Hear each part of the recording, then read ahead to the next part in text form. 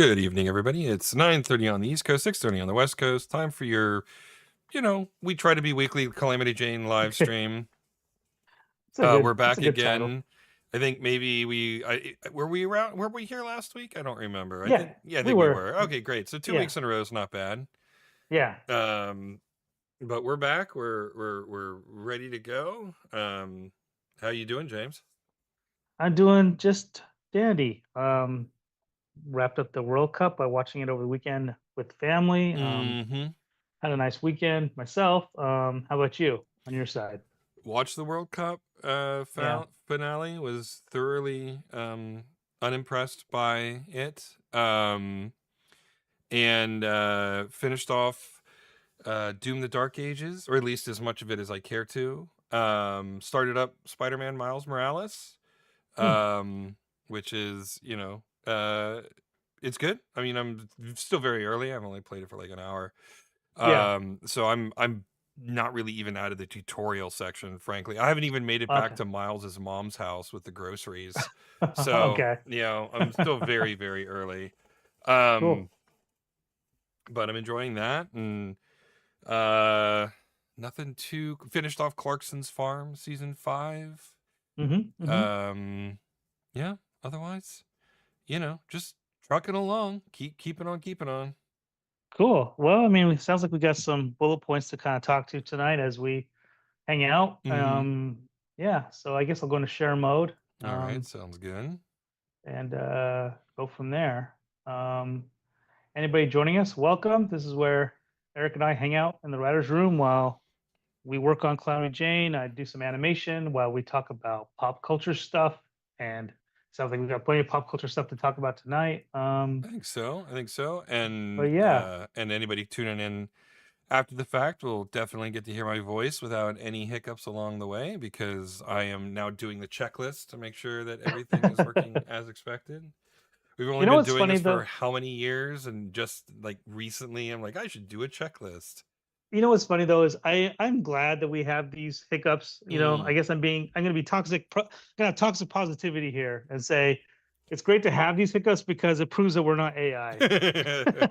So we're definitely not AI. We're the opposite of AI that's here. that's true. We might actually do with some AI might do us some good, actually. Yeah, yeah. So, as far as the scene tonight, I'm working on Eric. You remember this is from Act Two, but it's going Mm-hmm. to be where the Warhog runs in and makes his presence known, Mm-hmm. and then runs towards Calamity Jane and Anger. So I'm going to work. So some of this is actually done. We have the run cycle here. So I'll be grabbing that. It's just this guy running towards camera. So we'll do that part. Mm-hmm. But then there is a couple other things here where he kind of bursts in. I might do a pose here to burst in, and then he'll antic down like this and squash, and then do the roar. So there's gonna be about 2 or 3 poses to do here tonight Great. for the most part. So we'll see where we end up tonight as I work on that. All right. All right. Sounds good. And just to pick up where you left off here a little bit, you were talking about Miles Morales, and yeah, it's a really good game. Mm-hmm. I mean, That's cool that you're picking it up. yeah, I enjoyed the first one a great deal based on your recommendation. And if I recall, my final verdict was I still preferred the Arkham games, Yes. which Hmm. the Spider-Man games draws very, very heavily Yeah. from. Yeah. But the traversal mechanics in Spider-Man just can't be beat. Yeah. While the Arkham games do a lot of things very right that Spider-Man intelligently drew from, nothing in the Arkham games can match the sheer entertainment value of swinging through New York City as Spider-Man, like pure and simple. What's funny is how you could just do that for a good half an hour and not do any quote unquote gameplay and just do web slinging. It is so like you just yeah, Mm-hmm. 100% agree. It's just a lot of fun whether you're playing in Spider-Man 1 or Spider-Man 2.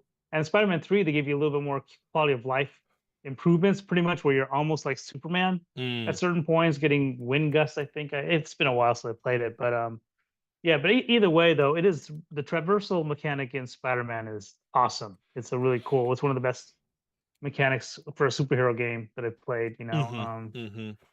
Yeah, and as far as Arkham, yeah, I'm with you again. I think Arkham is still the one to beat. I think Spider-Man's.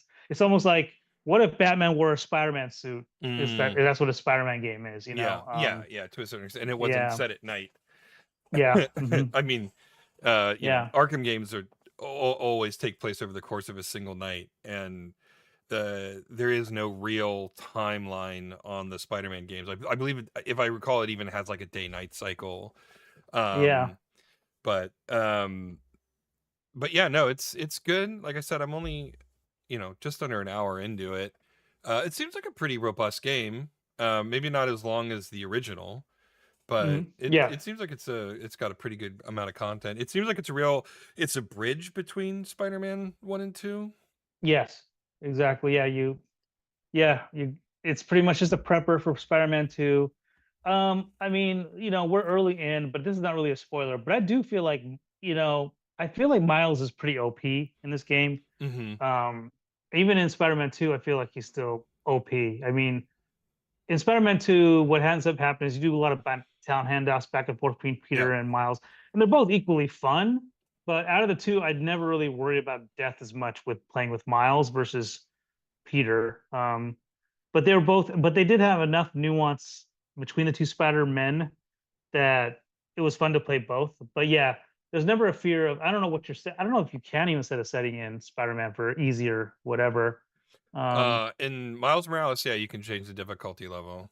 Okay, so what are you playing on normal, or what are you doing, It's easy or? I don't know. They use non-standard conventions for the difficulty level, but basically there's four difficulty levels. Story Mhm. mode, which explicitly says it's impossible to die, Okay. right? And then there's easy mode, where everything is completely nerfed and it's designed that you won't have any challenge whatsoever.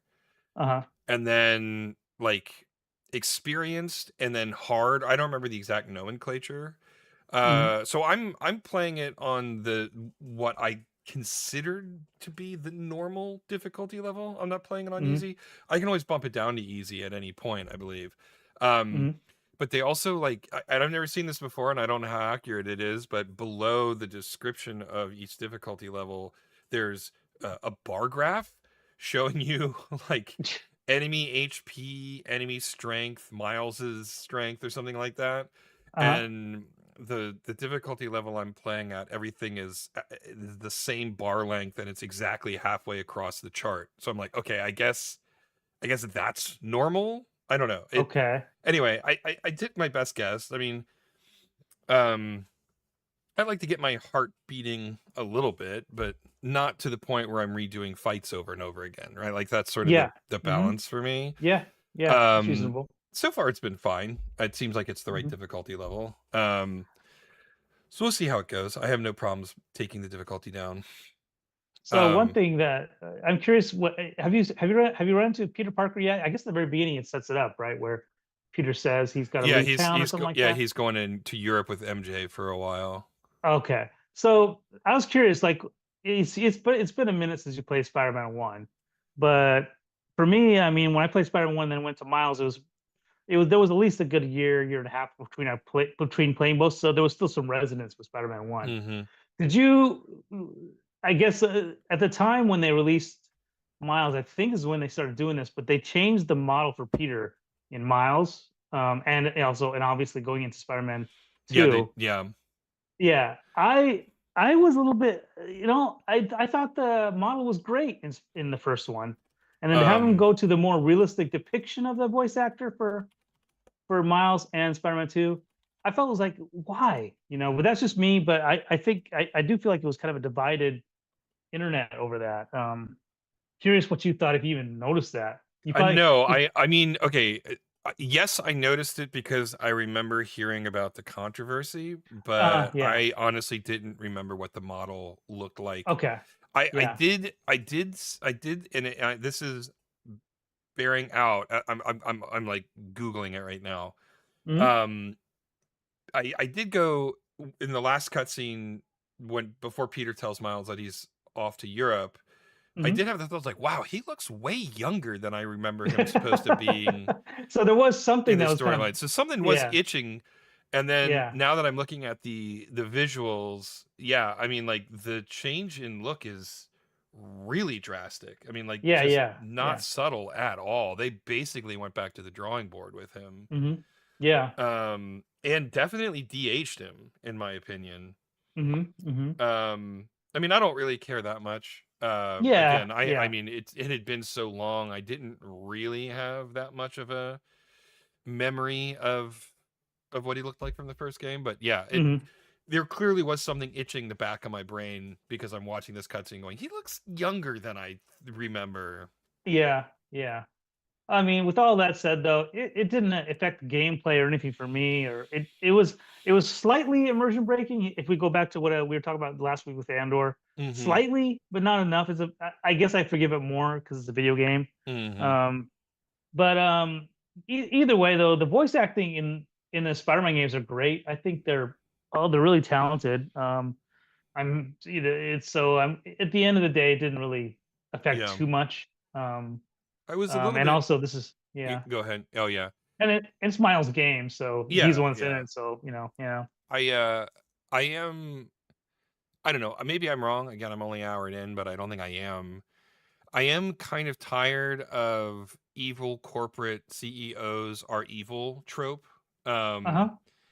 like the CEO of Roxxon shows up and very Hmm. very early in the game. I'm like, oh well, he's evil. He's the bad guy. Like he Yeah. may not be the big bad, but he's definitely working for or with the big bad, right? Hmm. Hmm. And I don't know. I guess I find that kind of boring. Um, Hmm. it's just like, come on, guys. Like, there are other villains in the world other than corporate CEOs. Like, can we maybe put our heads together and come up with something slightly more interesting? Yeah. Yeah. Um, and I don't know enough about Miles's fiction. I really like the character, but I've never really done a deep dive into his Hmm. canon. Is that CEO character of Roxxon? Is he from the comics? Do you know? I don't recall him being from the comics. Okay. But I am not well versed with Miles either. I think yours and our experience with anything Miles related is probably from the Spider-Verse movies and this Yeah. game. I mean, I've tried to read a few of the books, but Bendis is the one who created him. Okay. And as we've discussed many times, I don't particularly care for, Brian Bendis as a writer.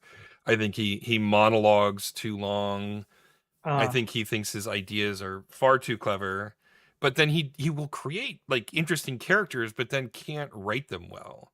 I mean, I mm. think Jessica Jones is a really cool character, and Oh, did he create Jessica Jones? I'm pretty sure. Oh, okay. I All mean, right. it could be wrong. Jones comic Now I'm curious about what else creator. Bendis has created. I mean, I didn't even Yeah, know he created yeah, Miles either. yeah. I didn't Bendis realize. Bendis did it. Yeah, I'm pretty sure that was Bendis. Um, Yep, Bendis. And you can always tell because Bendis, and I appreciate this, he has kind of an old school sensibility a little bit where the heroes he creates have alliterative names. Jessica Uh-huh. Jones, Miles Morales. Oh, yeah, yeah, yeah. That's his Um, signature, huh? yeah, it's part of his signature. And like we talked about, I really dig Miles Morales as a character. I think he's got a great origin story. I think, his connection to the villains are really interesting. Hmm. Um, I think he's really well differentiated from Peter Parker, right? Yeah. Um, Hmm. but I just don't like the way Bendis writes. Again, Jessica Jones and Hmm. Miles Morales, I think are great characters. Really, really dig both of them, but don't like the stories he tells with them. Huh. He did Now the did he did the Secret Invasion maxi series, which I uh-huh. thought was one of the worst crossover series that Marvel has ever done. It's Um, funny when you say that, and then the Disney version of it, Secret Invasions, was also panned. Like Yeah. people didn't like Yeah, it was that. I mean, terrible. I had to watch it for work. It was just god awful bad. yeah, yeah. So it's interesting, because in this case, you can't fault the source material because based on your opinion, it's just as Mhm. bad, or if Mhm. not worse. Yeah. Yeah. So, Um but anyway, so um um I completely lost my train of thought there. So you're saying that you like Miles Morales as Yeah. a character. You're a little bit leery Oh, about the writing, the villains, et yeah, cetera, yeah, because yeah. yeah. I mean, it would humor me, foundation and reality or not, if um the evil CEO who was evil shows up and then it just turns out he's a jerk, but he's actually like one of the good guys, right? Mhm. He's an egomaniac, a narcissist, but he's on the side of good. I just think that that would be a fun way to play with the trope, right? Mhm. It would be a Mhm. great misdirect where obvious evil bad guy is evil, and then it turns out, dude, what are you doing? I am actually on your side, right? It's like, well, you're such a jerk, and he's like, you could be a jerk and be on the good guy's side, It's just like, I think that that would be really funny, and I can't recall off the top of my head anybody who has kind of tried to play with the evil CEO's evil trope at all. I think I'm just my brain is a little my memory is fuzzy with Miles, but I'm trying to think about the stable of villains that show up Mm-hmm. in Spider-Man 2.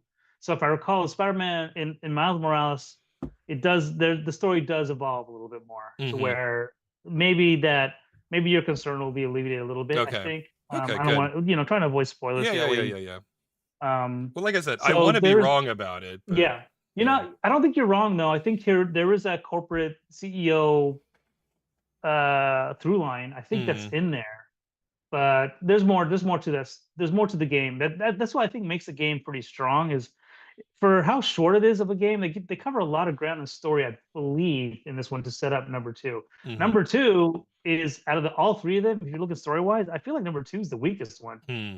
One and Spider-Man one and Miles are both great on their own, and number two just it just felt maybe one of these days when you get a PS5 or something like that, or get Well, around to I playing it. mean, I think at this point it's still yeah, at least for the moment, Sony is still selling it on Steam. So Okay, that's cool. I'm So you just can at least get on PC then and get it on yeah, your I Steam. just need to wait uh for it to be on discount because I'm not Who gonna knows though? Maybe if you like Miles, would that compel you to want to buy Spider-Man 2, or would this still be a little bit of a stretch for you to want to I think it would purchase it? probably compel me. Mm, Well, like uh yeah, yeah, I think it would probably compel me. okay. I would prefer not to spend $60 on it, but whatever. It's No, life. it it's not. You know what's funny though? I mean, by today's standards, what games are now going for 80 whatever, $60 for what you get for Spider-Man 2 isn't bad. But I would recommend you do definitely you get it on sale for Yeah. sure. Yeah. It feels like you're getting a good deal at $30 or below, but around 40 whatever, that's not that. It's still not bad. You're not gonna Hmm. overspend. Well, they'll do Yeah. publisher sales from time to time. I mean, I Hmm. last year around Thanksgiving, both Sony and Microsoft, I don't know, maybe they were competing with each other, but they both did massive publisher sales. That's when Hmm. I Hmm. picked up Miles Morales actually, and Doom the Dark Ages and Horizon 5 and like just a ton of just massive first party games that I bought 4 or 5 massive first party games. I mean, admittedly they were all on the older side. Hmm. But I got all of them for the price of a single new game. Yeah. Um See, and that's when yeah, you've gotten the loot, really, yeah, really beat Yeah. the system on that one. And Um especially these days, especially the nature of games right now, oh, and South of sales are Midnight even was in that more. sale as well. Oh, nice. Yeah. Okay. Yeah. So you Which got a for the record good I haul. really loved. Mm. So Um, but yeah, well, I mean, I guess we'll see how much farther you get with Miles to see if you have more thoughts going into next week with it. But yeah, I mean, you're just barely breaking ground with it, but that's cool that you're yeah. enjoying it so far. Hmm. Yeah. Moving on to Doom though. This is more macro, but is it true? I saw the headlines, but like they laid off a whole bunch of people. Oh Didn't they yeah. make Yeah, this? yeah. No, so Microsoft did a massive Yeah. uh I don't know, clearing house. They sold off um Double Fine. They sold off Compulsion Games, the company that made South of Midnight. Hmm. They basically shuttered Arcane. I know they did close the French division of it. And then for the companies that they didn't sell, like Bethesda and id, well, id is a part of Bethesda. Um, they did a massive a number of layoffs. I mean, I don't have any proof, but I have heard that the id Tech engine team is now just a single dude. Yeah, I mean, I've heard dramatic Yeah, stories like that too, where it's like they've been decimated to yeah. just I mean one man teams represent a division kind of a thing, yeah, like you're saying. the rumor, even, and again, no evidence. This is just a rumor, but that Microsoft is going to force what is left of id to move on to Unreal development tools rather than continuing to develop their own. Wow, that's just.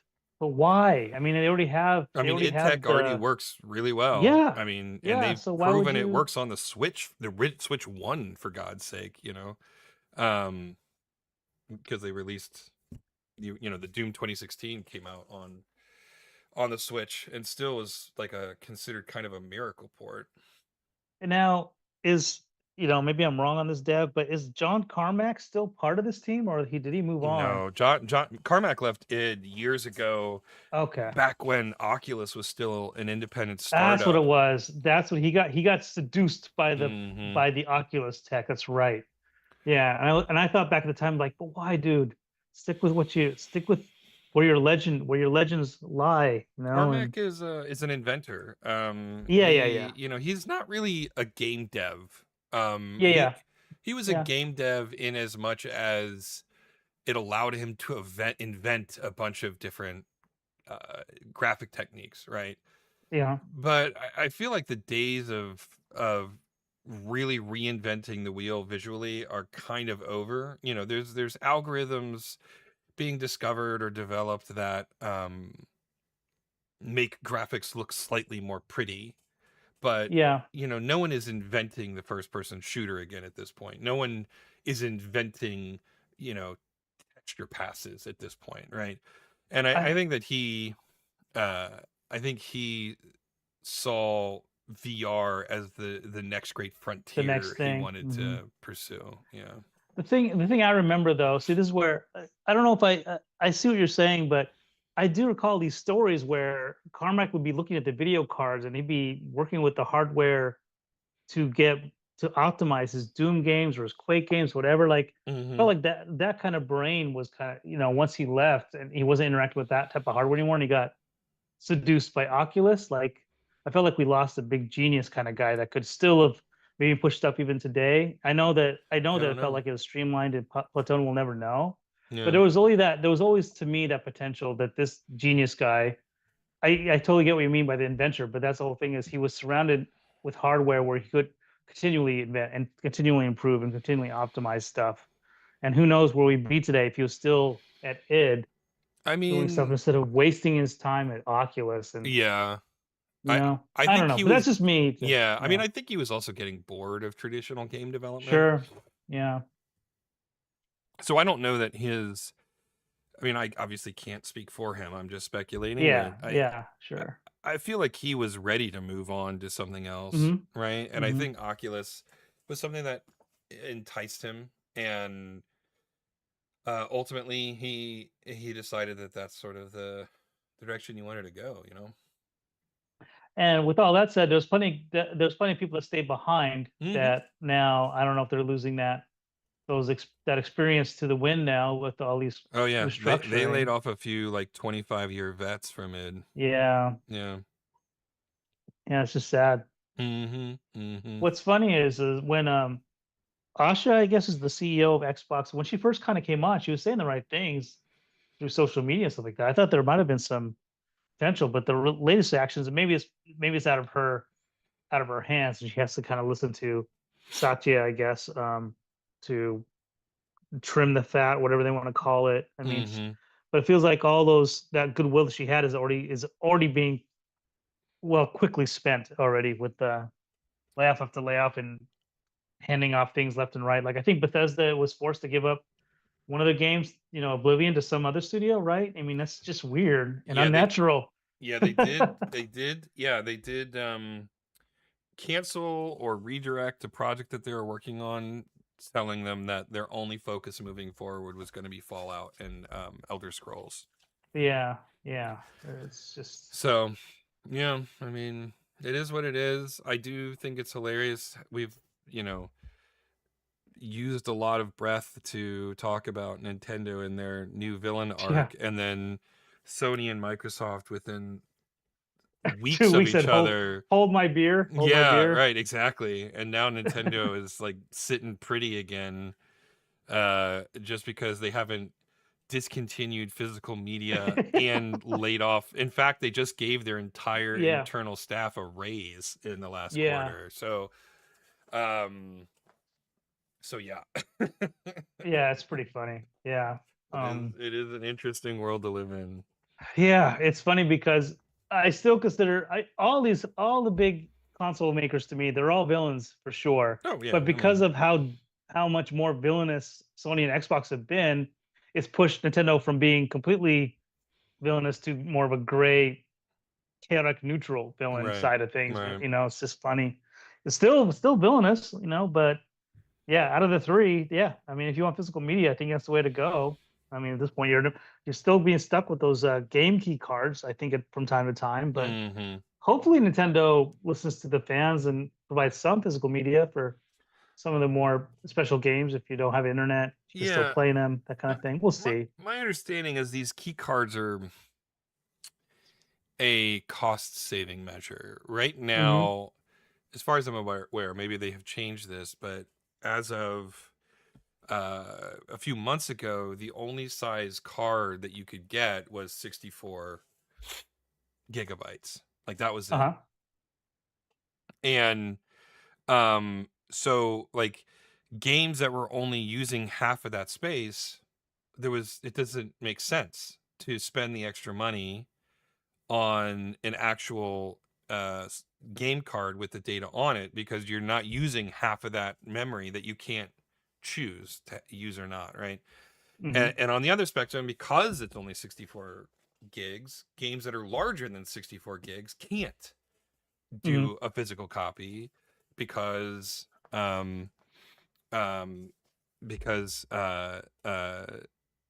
there's just not enough space, right?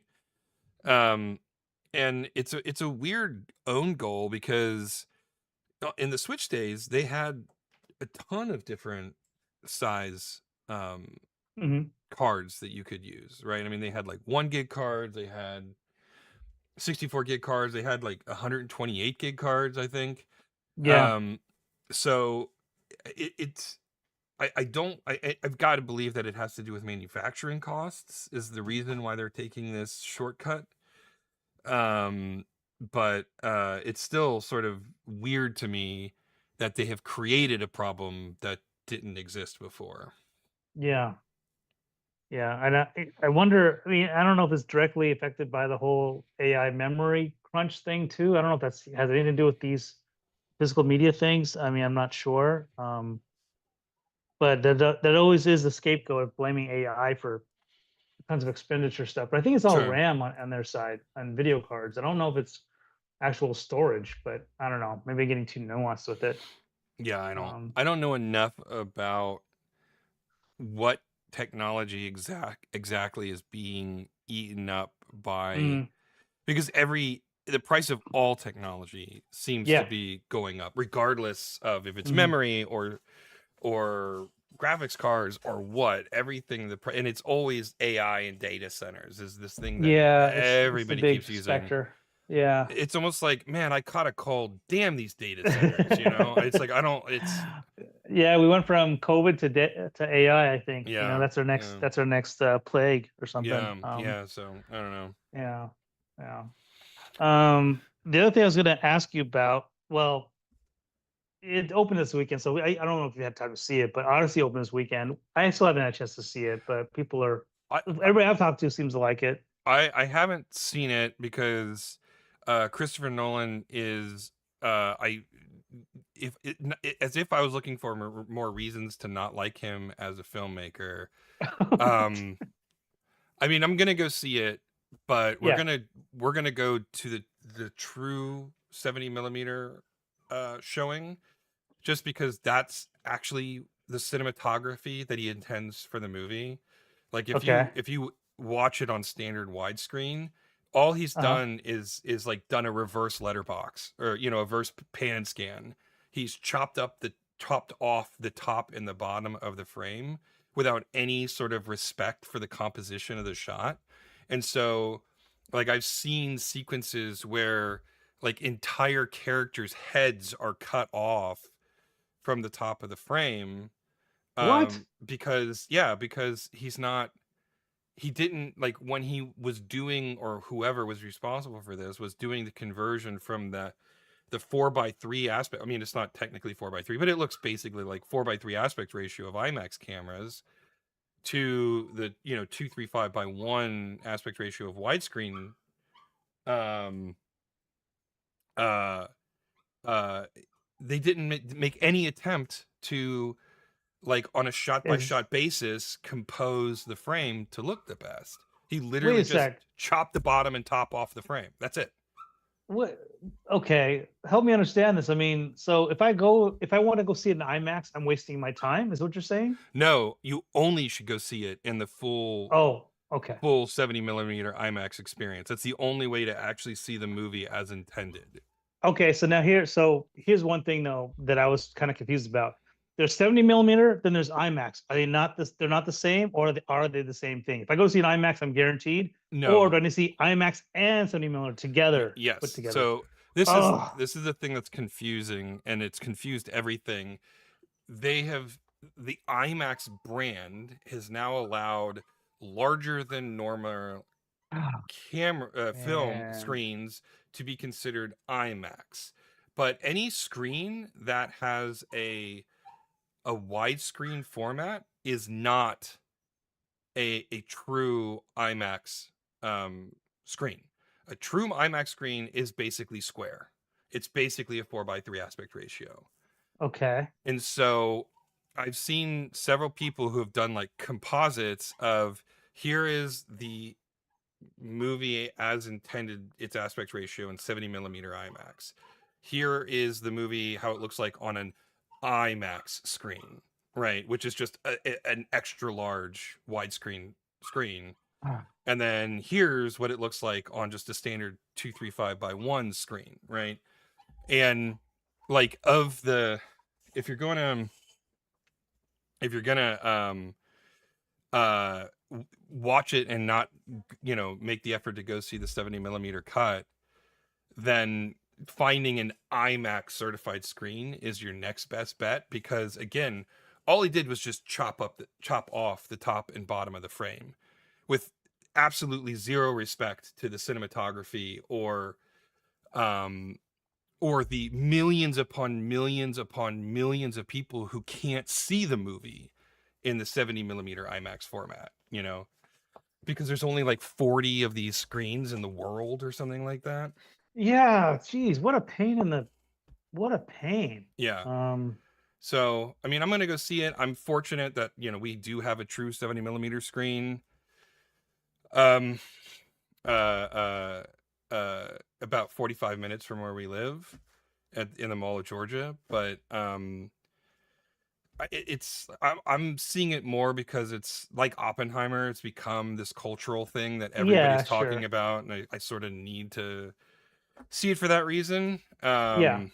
But yeah, man, I just truly lazy. Um, and the thing that I love too is that he has gotten so much cachet in Hollywood. My Hmm. understanding is that IMAX actually invented a lot of technology to allow him to shoot the movie in that format, because Yeah. previously, like, an entire reel of IMAX 70 millimeter film running through a camera would only last 2 or 3 minutes, right? And this Okay. movie is 3 hours long, so you would spend more time just changing out exposed film than you would be shooting the movie. Um, and because it's so insanely, the cameras are so insanely large, IMAX actually developed a sound dampening shell to go over the cameras. Even still, my understanding is that every single dialogue scene in the movie had to be ADR'd because the sound of the camera is so loud that you couldn't have characters actually speak to each other in scene. Um, Additionally, right, the camera again is so large that you can't do a simple two shot. You can't do a simple back and forth shot because the camera obstructs the actors standing next to each other. And so they actually created a mirror rig so that the actors could stand on either side of the camera but still match eye lines with the other performer who was standing on the other side of the camera. Oh my god, And man. I'm sitting here thinking, I don't understand why we let the hubris of these celebrities go, right? Like at any point someone could have said, "No, this is stupid," but this movie is going to make 2 billion, $3 billion, so it's not, it wasn't a waste, right? But it's such an incredibly inefficient way to make movies, especially for the intended viewing experience being available on less than 100 cinemas in the world, right? um and because he had almost no regard to the um you know composition when editing for a standard format widescreen theater. um it's just, I don't know, the whole thing screams hubris to me. Yeah, I mean, when you were saying before that you were saying it might be out of laziness, I think it's just him being, yeah, just being pompous, and Yeah, it's just an egotistical thing yeah, here it's at an this point. absolute ego trip in my opinion. Yeah, it's unfortunate. I mean, so with all that said, I know you enjoyed Oppenheimer. I was a little bit more neutral towards it. I liked it.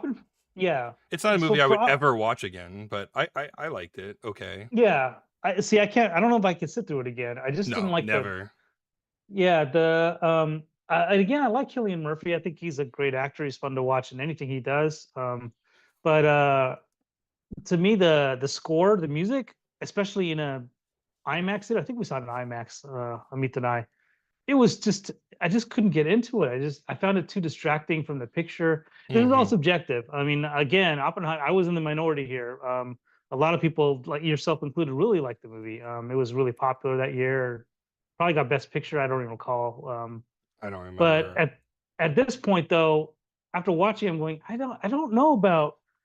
It just to me, this is where it started with Christopher Nolan for me. Is like there's a lot of lack of, I mean, there's cinematography there and everything else, but there's something else about it that just kind of was unsettling to me. And I think it might, from what you're telling me now about the Odyssey, is it's going to rear its ugly head again in this one. I don't know. We'll see what the score is like, for Yeah. example.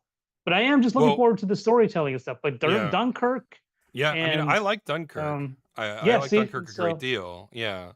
yeah, Dunkirk was okay for me, and the sound design in that one was great. I mean, I really felt the three dimensionality of the war and everything going around. That part was great. I don't remember, the score was not memorable to me. I can't hum you of any bar from that, but it could be Hmm. because it's a war movie for all I know. I couldn't hum you any bar from Oppenheimer. I could definitely hum you bars from any of the Batman movies that he Sure. did. And Memento I couldn't either, but Memento was like to me where he kind of showed up on the scene, even though I don't know what his whole filmography is like, but Memento was really good too. I really enjoyed that one. Memento is a neat editing trick, but if you Mhm, actually watch the movie in the actual continuity of the story, it is mhm. literally the dumbest story on the face of the planet. Yeah. So yeah, It so you don't makes really enjoy this no one. sense. The characters' Mhm. motivations are muddy as hell. It Yeah. clearly it clearly was written with the intent of doing this editing trick, and that bothers Mhm. me, Mhm. Mhm. right? Sure. When you're not thinking of a movie holistically, you're thinking of a movie because you've got some sort of gimmicky axe to grind, right? Mhm. I don't know. Again, my distaste for Christopher Nolan is broad and well documented. What about Inception? Where were you at with the I liked Inception? Inception. Yeah, I See, mean I it. still think to this day it's his best movie. Yeah, I mean it has the same problems that all of his movies have. Is that Christopher Nolan thinks that he is a storytelling genius who has Uh-huh. ideas that will never ever be told by any other person in the history of the universe. He's just so brilliant, you know. And the idea of a dream going into a dream going into a dream is just a total horseshit, but it makes for some like really interesting visuals, right? Mm-hmm. Mm-hmm. um and the story was entertaining enough, even if it didn't really make any sense, Mm-hmm. that it was, you know, I found the characters to be interesting, and I found the situations that they were in interesting, and the gimmick was interesting, right? You know, Nolan is obsessed with time gimmicks, right? I mean, even Uh-huh. down to Insomnia, right? The whole premise is that Al Pacino's character starts losing track of time because he can't get sleep because he's in the midnight sun of the, you know, Mm-hmm. northern Alaska. Um and yeah, I mean the time gimmick works sometimes. I think it worked pretty well in Dunkirk, and it worked well in Inception. And then there are times when I'm like, really? That's the best you could do? Like Interstellar, I just thought, just that movie just was just so dumb to me. It was just such a dumb movie. And Huh. I remember it getting pretty panned by people when it came out 20 some odd years ago. And now people are looking back on it like it's some sort of a classic. And I'm like, oh, okay. I guess Yeah. I'm the only one who didn't get that memo. No, I'm with you on this one too. Like this one where I do agree with you. I didn't get Interstellar either, but I would be I like sci-fi. I will give it Mm, another chance. Maybe I'll try to watch it one more time. I mean, I like Matthew McConaughey, so why not? But yeah, I was with you with the same conclusion that you had. I just didn't get it. Like, why is yeah. this now? They, and yeah, there's a resurgence for like how great of a sci-fi movie it is. Yeah. And I'm like, I don't know if I'd eh, even put it in the top 20 for me no, for no, sci-fi. not even Um, close. but I'm willing to give it another shot. I am. Yeah. And I think this I'm is, more. go ahead. I think I'm more of a. I might be more of a mid career Christopher Nolan fan than you might be. Mm, His latter stuff I've not been. I've just been like, kind of with it. But I wouldn't mind giving that mid career slash maybe I don't know what you consider his prime, but the Interstellar was kind of right there in the middle of those movies to where he's at today. I think so. yeah. Maybe I'd give that a shot. I mean, I've personally never particularly been a fan of Nolan. I remember back in the day, when I was being lambasted for thinking Memento was overrated, and Uh huh. then after Memento, it was The Dark Knight. I felt was wildly overrated, and Yeah. you know, and so it's just like I go from one Christopher Nolan is overrated movie to the next. Yeah, and I know we've kind of gone back and forth on the Dark Knight. I do like the Dark Knight a lot too. I would Yeah. actually put it with Inception as I could watch Dark Knight anytime. I still like the opening shot where it's that wide shot, especially in IMAX. Hmm. I don't know what it is, and the score in that movie is great. And I'm a Batman fan, so it kind of hit all the buttons for comic book nerd me and just enjoying a version of the dope Joker that hasn't been done before like that. Like all that stuff was great. Um, I don't remember what you had criticisms with the Joker's Yeah. tactics. I remember especially during the ferry and stuff like that. So there's some storytelling elements that I know that you didn't like. Yeah. I mean, Yeah, and like I totally get that, the but Joker is the worst nihilist ever. the worst nihilist ever, and that's his Because whole theme. Yeah. yeah, he's supposed to be a nihilist, but he's the most plotting character in that entire movie. He's constantly four steps ahead of everybody, and somehow all of his insane schemes always works. Like, really? Mhm.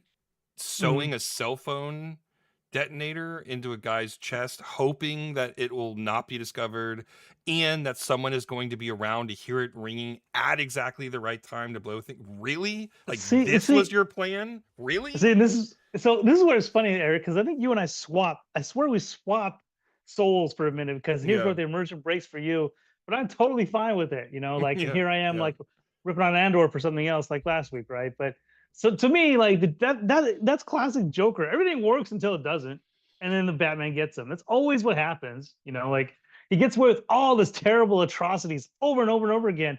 Never gets caught. And always laughs at. The whole point is he laughs at Batman. That's all he ever does. And now the history of the comic books, he always gets away with everything until he doesn't. Except Right. for the Killing Joke, he really made it. Yeah. That old Brian Bolland, Alan Moore, the Yeah. classic Yeah. Batman story. That's Yeah. the Wooly one that I could think of where he really did like some serious damage to the Batman Mm-hmm. mythology, his family, I guess. I mean, he's done plenty after that too with Jason Todd and everything else. But yeah, that's the thing about Joker. And That's the allure of him. He always gets away with it. Of course, he sort of phoned into some guys and didn't get caught. Like of course he did. And he gets to laugh about it. It's just so. That's the thing that's the joke to me. I mean, as a fan, I just kind of feel like that's all. yeah. Yeah, it sounds like standard Joker stuff. That's what he does. Kind of thing. Um, Yeah, I don't know. I think that like with the Joker, I agree with you in principle, right? mhm. But Yeah. this but all of Joker's plots are always like you said, just very superficially trying to get Batman's Mhm. goat, right? Yeah. Yeah. Yeah.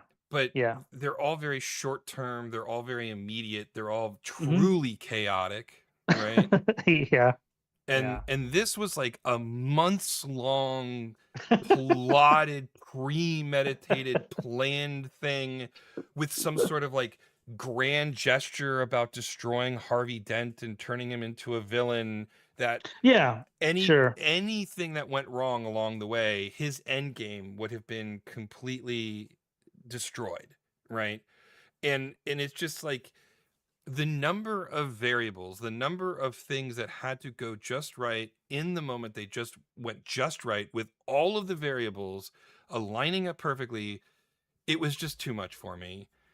And See, and so yeah, and yeah, I think. Well, go ahead. Sorry, I was oh gonna. yeah, and then it, the classic Christopher Nolan thinks he's a genius but he's not kind of thing, right? Like Yeah. the whole, I guess we can call it the ferry problem instead of the trolley problem, or the prisoner's dilemma, the Uh-huh. ferry problem instead of the prisoner's dilemma, or whatever. Yeah. Yeah. Um, I was that whole sequence. I was rolling my eyes at how dumb that was. So my only thing to kind of throw back at you, and everything you're saying, I totally get it. I think your exhaust meter got exhausted way was exhausted sooner than I think a lot of people. But he sets this, all these you're right about everything. Like the variables the Joker relies on to everything has to work out perfectly. But see, the thing is, in the first 10 minutes of the movie, they establish that. Like if you remember, he's in the bank and he's about to get shot by the last guy or something like that. Like, well, who? Mm-hmm. What? Blah, blah, blah. The bus comes in and happens to kill the guy that's going to kill the Joker. Right? Mm-hmm. Perfect. And then at that point on, for me as a viewer, is established. Okay, this is the Joker we're going to get. Everything happens to get lucky for him until it's not. This is a class. So for me, like I've read tons of Joker. I have the old Sure. school ones. Everything. It just is a through line. So once that was established for me, I was like, okay, so I can throw my immersion of like, yeah, that's not plausible. That cannot. He had to be in the right spot. Everything you're saying is absolutely you're right. See, but the difference is to me, no one's established that the Joker was going to rely on luck all the way through the movie because with that very first shot, the bus comes in, hits the guy right perfectly, kills him. Like, yeah, and the Joker gets away. I'm I like, mean, yeah, of course, ha ha ha, ha, and he gets to laugh, ha, grenades in his jacket, ha ha sure, ha, ha. sure. Everything's Except that at any point, if the Joker had been hit by the bus, there wouldn't be a sure. movie. If Yeah, the phone in the absolutely. guy Yeah. had blown up, there wouldn't be a movie. Like Yes, the yes, all of these things, it's not luck. They only work because of plot armor, right? Like sure. that's Yeah. No, that's no, my yeah. problem with it. It doesn't come across as luck. It comes across as Nolan thinking he's a genius and going, no one's Yeah, going to yeah, notice an entire line of school buses driving down the road, yeah. right? Like Yes, I hear you. I totally hear the you on all that. the Yeah. example I always come back to is like the counterpoint to that is like one of the ways that John McClane discovers where the bad guys are going in Die Hard with Hmm. a Vengeance, and this is not art we're talking about here, but this is like intelligent, logical writing, was Hmm. they see a line of dump trucks driving on a bridge they shouldn't be driving on. And Yeah, they and go, they get to use that's reality. They used to use implied suspicious. reality. Yeah, Yes, yeah. exactly. I know, 100% agree with you. I 100% agree with you on that. It's just for me, I guess the only thing that this you're right, it's plot armor, it's comic book, and like any, I can point to any comic book, even in modern day comic books with Joker, it's always the same. He'll even cut off his face and puts like Mm. this no matter what it is, he gets away with it. That's just how it. That's just classic to me, classic comic book tropey kind of stuff. I don't know. For But me, yeah, it's for me. Mark Hamill and Jack Nicholson do a much better job of mm, mm, incorporating the embodiment of chaos that the Joker mm, is, right? And for me at least, the Joker has always been the fun house mirror of Batman, where Batman is mm. plotting and is 12 steps ahead of Yeah, yeah, yeah, everybody, yeah, and yep, yep, yep. the Joker has no end game. He doesn't care what the end game is. He is Yeah, trying to cause chaos and he just figures it yes. out in the moment, right? And Hmm. that to me is not what the Joker was in this movie. Yeah, I hear what you're saying there because you're referring to the spontaneity Joker, like Yeah. where everything is he is purely the embodiment of chaos. There's nothing measured, nothing Yeah. organized at all. He shows up and it's just chaos, and Yep. he somehow gets away with it that way. Right. Right. Yeah, you know Yeah. what's interesting? Like you're bringing up there was a storyline that kind of came out. I can't remember if it's an Elseworlds version or not, but they did this thing with the Joker where they said that there are actually three Jokers. There's comedy Joker, Mm-hmm. Chaos Joker, and Evil Joker. I could be completely misnaming the Yeah. categories, but they were pretty much implying that Joker for this writer, he was kind of I guess because in the writers' room he was kind of having the same conversation you heard internally. He actually established that there was actually three Jokers this whole Mm-hmm. time for the Batman, and that explains why sometimes way back in the early 60s whatever you got the comedy Joker, and then Right. later Right. on by the Alan Moore days you got the evil Joker, and Right. then you get the chaos Joker too, all mixed in.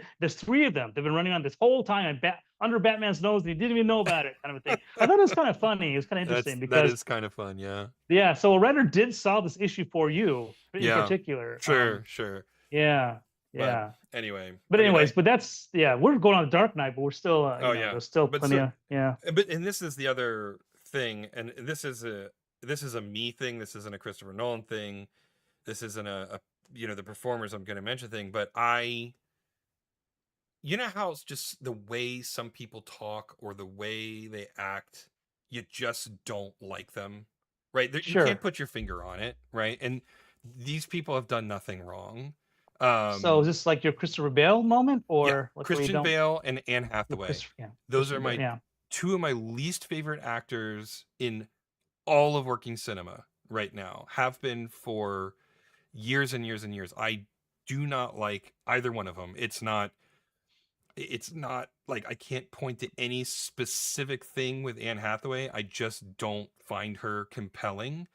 Mm-hmm. With Christian Bale, I don't like his American accent. I don't like Mm-hmm. I don't like just some of the ways that he vocalizes characters or animates characters. But I really don't like Christian Bale or Anne Hathaway. Totally a personal thing. Yeah. No real criticism to either of those performers. They're just two performers who I watch them and I just like I really wish you would go away. So even when Christian Bale takes on a character and kind of lives in that character's skin I for a movie, just you don't find it believable, huh? I'm sorry, gaining 100 pounds and losing 100 pounds is not Mm-hmm. talent. Mm-hmm. Like I'm Now, sorry, I you guess what I'm know. referring to is there's that boxing movie where he's the brother and he's like kind of on the side, on the outside. I think Mark Wahlberg plays the brother that's the Oh, boxer. yeah, I know which movie you're talking about. I haven't seen it Yeah. though. Okay. Because I was gonna say, like, he didn't do any of the extreme weight gains or whatever for that one, but he did live in that character's skin. I enjoyed his performance in that.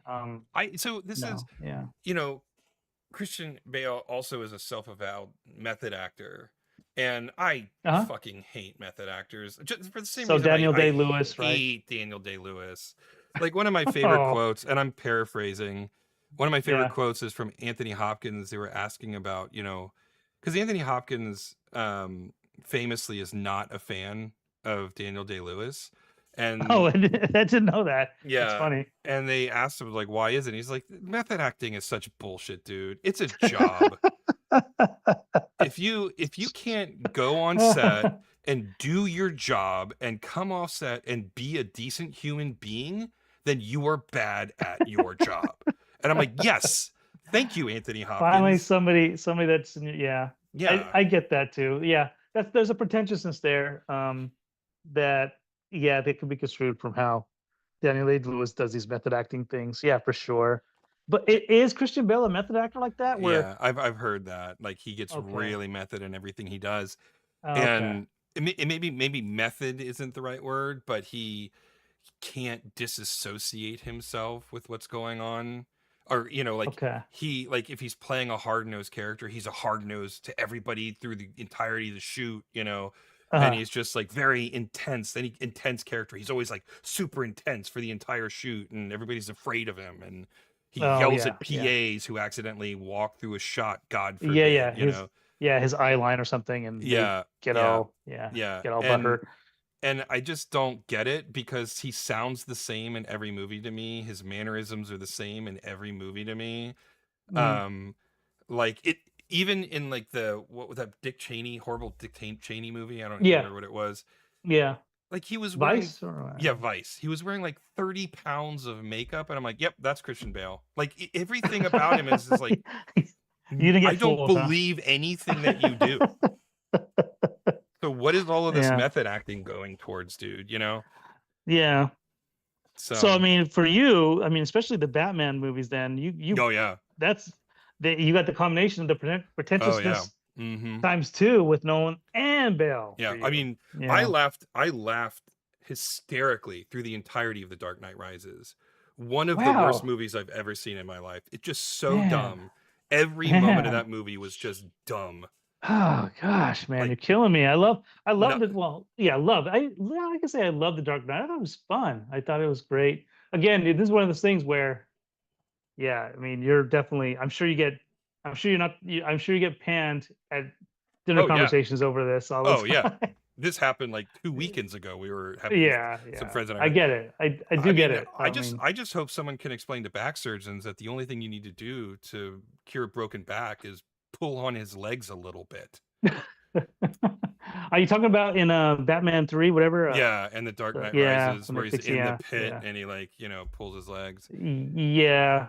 I mean, even in the comic book series, when Dark Knight Returns, like whatever they called it, yeah, it Yeah. was more plausible. It was all done by magic, Yeah, pretty it much, was I it was done think, by is how they, magic, which is fine. Like, okay, yeah, fine. which there, that's what you got to do, Yeah, we've you know. established that magic exists in this bullshit comic book world, but magic doesn't exist in the, Yeah, Nolan's and so yeah. yeah. But like driving it back to Nolan specifically, The Dark Knight Rises was really the first of his movies that did this horribly egregiously. Is Nolan's proclivity to intentionally obscure the audibility of actors' voices in favor of sound effects and music, right? Hmm. Like, and post processing. I mean, the fact that he admitted openly that he intentionally made Bane mostly unintelligible because that's what Hmm. he wanted for the character. I'm like, then why did you even give him lines of dialogue? Yeah, Um, yeah. and I have a couple of friends who have already seen the Odyssey, and they said no, it's the same thing. There's like these See, really really dramatic scenes with characters talking. You can't hear a single word that they're saying because the music's so loud. this is my issue I had with Oppenheimer because I felt Yeah. like it really got exaggerated with his more recent movies. Um, Yeah, his yeah. he loves mixing down dialogue, and I for the life of me don't understand why this has become a trademark of his, because it's Hmm. like if I wanted to watch a silent movie with a musical underscore, there are so many silent movies out there that I could watch if I wanted to that are pretty fucking good. I mean, The Cabinet of Hmm. Dr. Caligari is a classic, Hmm. The Hmm. Nosferatu famously is another classic silent film. Anything Hmm. that Charlie Chaplin did. I'm here to see a talkie, dude. So like lower your music and let me hear your characters spout their bullshit pseudo intellectual lines of dialogue. Hmm. Well, with all this said, and the back and forth we've had tonight, we're still gonna end up seeing it. And Yeah, now I know I'll that. still go see it. I mean, yeah. I mean, like, Yeah. I know I'm a hypocrite. Like, I remember one of my film school teachers, or film class teachers, they like, it was right when Revenge of the Sith was coming out, and uh somebody was asking him, like, are you going to go see the new Star Wars movies? We know you hated the Phantom Menace and the Attack of the Clones. Are you going to go see Revenge of the Sith? Because they wanted him to watch it and then hate on it, right? And he's Yeah. like, no, why would I go see that movie? And they're like, don't you want to, like, just like see it and, like, and they're like, you hate these movies, you say that you hate these movies, and then you still go see them. If you don't Mm, want them to keep making these movies, you have to not go see them. And then he yeah. left the room. I'm like, oh damn, he just burned half the class when he did that. Yeah. Yeah. But he's right. I mean, I'm a hypocrite. I can sit here and bitch about Christopher Nolan as much as I want, but if I'm going to keep giving him my money, then it doesn't I really know. Then what do you matter. do? You're gonna Right. keep rewarding him to keep making Yeah. these weirdly obtuse sound decisions Yeah. for the next Yeah. movie. Yeah, but with all that said, yeah, I'll probably go see it now that I know that I need to go see it 70 millimeter IMAX, not just IMAX. Yeah. That adds another wrinkle. I don't even. I'm sure in LA, I'm sure there's gonna be a couple places to go see it. Yeah, I'm I sure. don't, I don't know. And on top of all this, we didn't even talk about this, but is the tickets even more for the 70 millimeter They versus? are, and right now it's impossible to get seats. We were thinking about going this weekend, and so I was like, a week ahead, right? I was gonna buy tickets for Sunday, and every showing is sold out. Every showing a week in advance is sold out, including the 3 a.m. on a Sunday show. Oh my gosh, man. Yeah, the cult's real. Yeah, Obviously, the cult of Nolan, man. And it's just like, I feel like I'm the only one who didn't drink the Kool-Aid. Yeah. I mean, I'm not drinking as much now. I will, like I said, but I'm still gonna drink it. I'm still gonna Yeah, go see it. So, yeah. and you too, and then we'll probably have a whole I'm recap of that I'm sure I'll have in the feelings next about that coming movie. weeks. I mean, the one thing I can say for him is I've never walked out of one of his movies and went, meh. I mean, actually, that's not true. Oppenheimer. I walked out of Oppenheimer and went, that wasn't bad. But that's like every movie I've seen of him except for that one, I have very strong emotions about. Usually negative, but so he at least can elicit emotions from me. So I'll give him that. And also with the nature of movie theaters now, you're kind of forced to have to see it sooner rather than later because you don't know how long it's going to last in the theaters. In that format, right? I mean, Yeah, yeah. Who knows? But I'm not going to stand in line. I'm not going to refresh the tickets page to get tickets. I yeah, mean, yeah, if same here. if this 70 millimeter experience disappears before I have a chance to see it, then so be it. I'll just watch the cropped version. Yeah, I mean, there's a part of me that kind of wants to say, um, "Screw Nolan, I'm just gonna go see it in standard, Yeah, and actually, just to piss him off, but still yeah, give my money." That's my rebellion to it yeah, all. yeah, But for sure. yeah, But anyway, um, I think we're in a pretty good spot for tonight. I mean, it took me a little bit longer to get these poses in, but I'm getting there. hmm He'll roar, and I'll do a little bit more animation for him roaring into next week, I think. But we got all the basic ingredients here to kind of keep going for next week, though. So I that's think we're in good. a good stopping All spot. right, excellent. Well, we've been going pretty long. I had a lot to say When in doubt, if about you want to get Christopher there and Nolan. talk, Oh yeah, yeah. talk about Christopher Nolan Oh and yeah. Christian Bale. If you want a double whammy, do Oh my both. God, 100%. Yeah, I got comments for days on both of those fools. Um, anyway, thanks for listening, everybody, either live or in retrospect. Appreciate your attention. If you want to, you can head on over to calamitygene.rocks. We have a Patreon over there. Not really, we have some pretty basic rewards, nothing too spectacular, but we'd love your support. You help us make this cartoon a reality. We're also on the socials. You found us on Facebook or YouTube since you're watching this. We also have an Instagram at Calamity Jane Salamander. It's just another place where we post updates about the show and whatnot, and throw some fun images over there occasionally as well. But I think we'll be back next week as usual. I don't think there's any reason for me not to be here. Yourself, James? Same. Yeah, All we'll right. just hang out next week. Great. That sounds great. All right, then. Until next week, everybody, have a great night and stay safe out there.